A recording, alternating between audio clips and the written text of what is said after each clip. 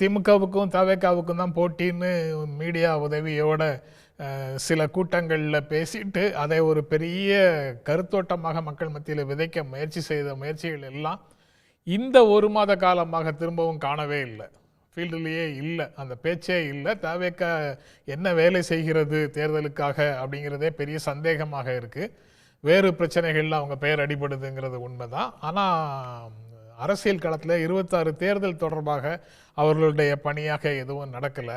ஆனால் இதற்கு நேர் மாறாக நீங்கள் குறிப்பிட்ட கேள்வியின் போது குறிப்பிட்ட பல்வேறு மக்கள் நல நடவடிக்கைகளை, அரசு ஊழியர் தொடர்பான நடவடிக்கைகளை அரசு எடுத்துக்கிட்டே இருக்குது.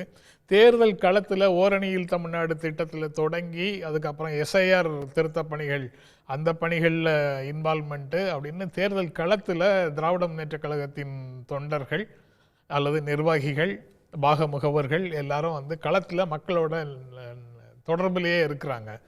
அப்படி வேற எந்த அரசியல் கட்சியும் அந்த அளவுக்கு தமிழ்நாடு முழுக்க மக்களோட தொடர்புக்குள்ளே போன நிலைமையே இல்லை. சில கட்சிகள் சில பகுதிகளில் அந்த மாதிரி பணிகளில் ஈடுபட்டிருக்கலாம். ஆனால் ஒட்டுமொத்தமாக தமிழ்நாடு முழுக்க தேர்தல் களத்தில் முன்னணியில் நின்று எல்லா பணிகளையும் செய்கிற முதலமைச்சர் வார்த்தைகளில் சொல்லணும்னா, தேர்தல் பணிகளில் பாதி பணிகள் நிறைவேற்றிட்டீங்க, மீதியையும் கவனமாக எச்சரிக்கையாக கையாளுங்கள் அப்படின்னு அவர் சொல்கிறதன்படி பார்த்தா அவங்க பாதி வேலைகளை கிரவுண்டுக்குள்ளே ஏற்கனவே முடிச்சிட்டாங்க, மக்களோட தொடர்பில் இருக்கிறாங்க. தலைமை அப்படின்னு பார்த்தாலும் முதலமைச்சர் வேட்பாளர்கள் அப்படின்னு இருக்கக்கூடிய முதலமைச்சர் வேட்பாளர்களை பார்த்தாலும் திராவிட முன்னேற்ற கழகத்தின் தலைவருக்கு தான் மைலேஜ் இருக்குது. அவர் அளவுக்கு பெர்ஃபார்மன்ஸ் ஓரியன்டாகவும் ஐடியாலஜிக்கல் பொசிஷன்லேயும் மாநில உரிமைகள் சார்ந்தும் அவரை மாதிரி யாரும் கன்சிஸ்டண்ட்டாகவும் தொடர் போராட்டங்கள்லேயும் நிற்கலை. நீதிமன்றங்கள் வழியாகவும் மக்கள் மன்றங்களின் வழியாகவும் தொடர்ந்து அந்த பிரச்சனைகளை மக்கள் மத்தியில் எடுத்துகிட்டு போயிட்டும் இருக்கிறாரு. இந்த மாதிரி பொலிட்டிக்கல் ஆக்டிவிசம் அப்படின்னு பார்த்தா அதுலேயும் அவர் தான் முதல்ல இருக்கிறாரு, நிர்வாகத்திலையும் அவர் தான் முதல்ல இருக்கிறாரு.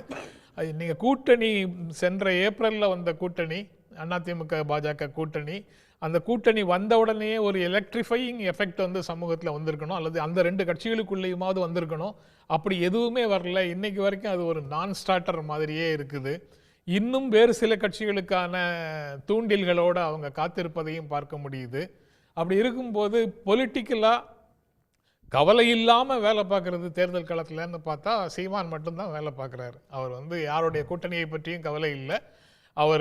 அவருடைய 50-50 ஆண் பெண் வேட்பாளர்கள்னு சொல்லிட்டு நான் நிற்கிறேன் அப்படின்னு சொல்கிறாரு.